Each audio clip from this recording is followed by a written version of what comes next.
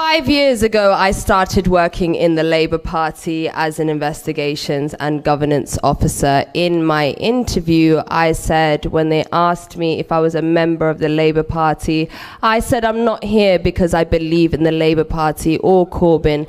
I'm here because I want to prevent another Tony Blair. Now, thank you.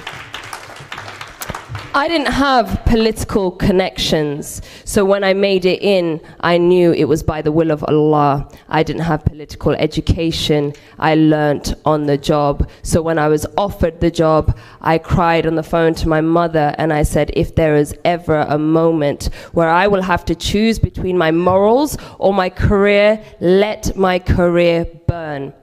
From day one, when I realized that anti-Semitism was the priority, I fought and fought for the voiceless, for the people who have been attacked by anti-black racism and Islamophobia, who are completely sidelined by the Labour Party. And I succeeded in creating a definition for Islamophobia and anti-black racism, which the Labour Party has a cheek to use in their defense of their racism.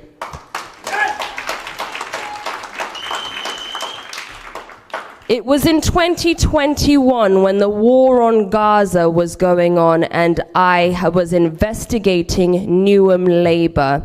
Now, what I saw in Newham Labour was one of the worst levels of corruption in entire London region, amongst other constituencies, when I saw the dossier where children were being followed on their way to school, whilst children in Gaza were being bombed. For me, the two issues, the issues in Newham and the issues in Palestine, I could not separate that. So I was elected as chair of the BME staff network, and the Labour candidate against me was under me. As I was chair of all BME staff, the parliamentary staff was included. So as her former chair, I say to her, sit down. Yes!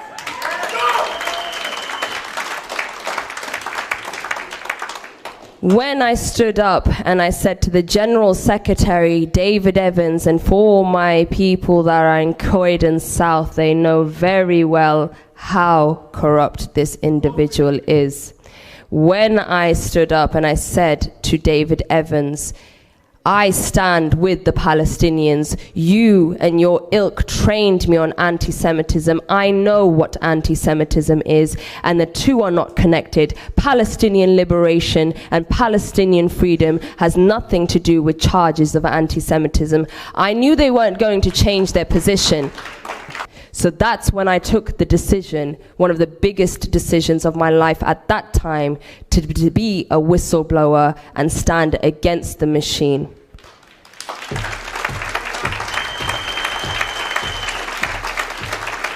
So a year and a half ago, the Labour files released, and it was based on the biggest data breach in British political history. And what it exposed was the connections that we already knew, but of the Israeli lobby influencing selection processes, but also having the powers that they do in the Labour Party. And in another episode, it exposed the hierarchy of racism and the corruption in Newham Labour. So as I stand here today as the Workers' Party candidate, I am telling the people that for me, the issues in Newham and the issues in Tower Hamlets and the issues in Palestine have always been connected. Now, when I was trying to speak to the people and expose and further tell the people that this is coming a year and a half ago, both the left machine and the right machine played a part in making sure my voice wouldn't come out, because all sides are threatened by the person who speaks to truth to power for the people. So for me, it has always been the people first. I do not shake hands with anybody, because if it's against the interests of the people, I will never do that. When there was people telling me to take a settlement agreement, it was people on the left telling me, Halima, take the settlement agreement. And I refused. And I stand here today as the only candidate in the entire country taking the Labour Party to court, representing myself in an employment tribunal which will continue after this election on July the 30th. I do not fear death, and I will continue to do so, because my people need a voice and they are not invisible. I see every single one of you. I hear your pains when every single other candidate refuses to mention COVID, because COVID is like Israel. You cannot talk about it. But my community had the highest death toll. Bangladeshi communities had the highest death toll. People in Newham had the highest death toll in the entire country. And by and large, that means in Europe. Who is speaking for my people? I will. When nobody else will, I will.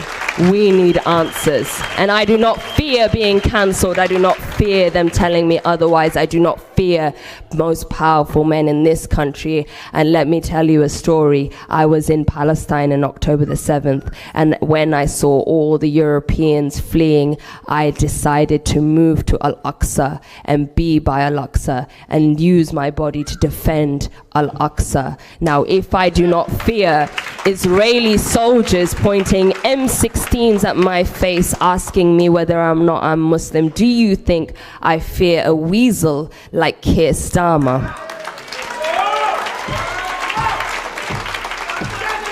Now let me tell you about Keir Starmer.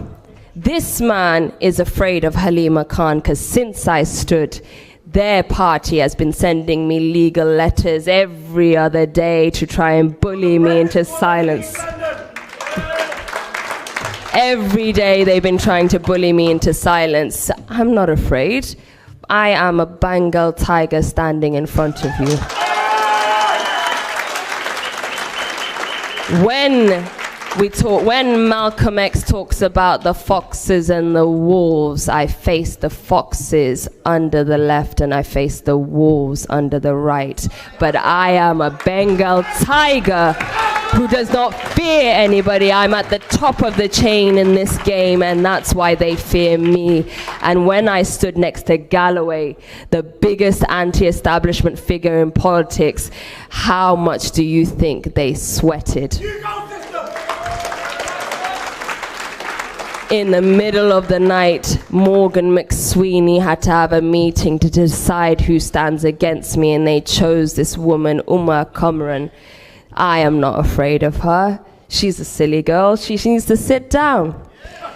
So tell all of those candidates who are standing against me to split my vote, because I announced first.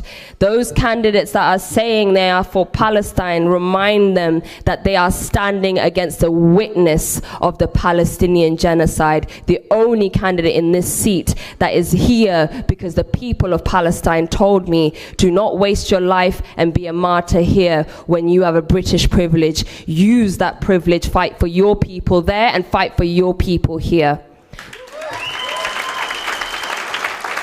So I'm the only candidate who is endorsed by the Palestinians who told me to come back and stand for them. Palestinian, I'm asking you to stand. Thank you. Thank you. So as I said, I will, when you give me the honor of having the parliamentary privilege, there is no better candidate in Stratford and Bow that will fight for people in Newham, Tower Hamlets, and all the way to Palestine. From Newham to Bow, Labour has to go. Thank you.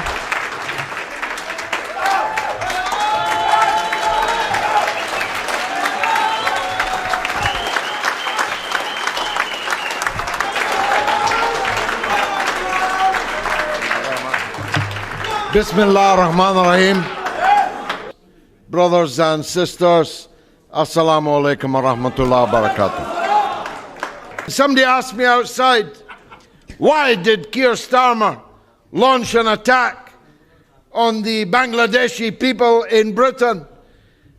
I told her maybe he thought your flag was a target. But I'll tell you what, it's the worst mistake he's ever made in attacking the Bangladeshi people in Britain.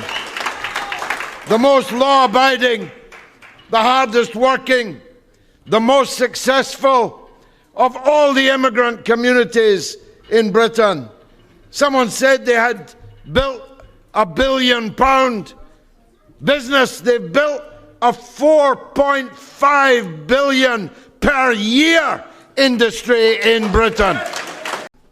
Somebody asked me, why did Starmer do this? I'll tell you why he did it. It's a very murky, not so secret. He did it because he was determined to chase Nigel Farage down the drain into the sewer of racist politics, singling out minority communities for cheap votes. That's why he did it. It wasn't clumsy. You liar, Starmer. You didn't misspeak. As Brother Ajmal said, you said it 4 times. You mentioned a country which doesn't have one single person waiting for deportation. Why did you mention it? Not once, but 4 times. And if it was a mistake, why did your right-hand man, Ashworth, say exactly the same words? This was a deliberate targeting of the Bangladeshi people for a number of reasons. Some of them are not great. Maybe he thought the Bangladeshis were so peaceful, so law-abiding, that they would take it on the chin. Well, they are law-abiding. I've looked at the jail statistics. There's only 346 Bangladeshis in the British prison system. There are tens of thousands of Albanians. He didn't mention Albanians. He mentioned you. Maybe he thought that you were the weakest link.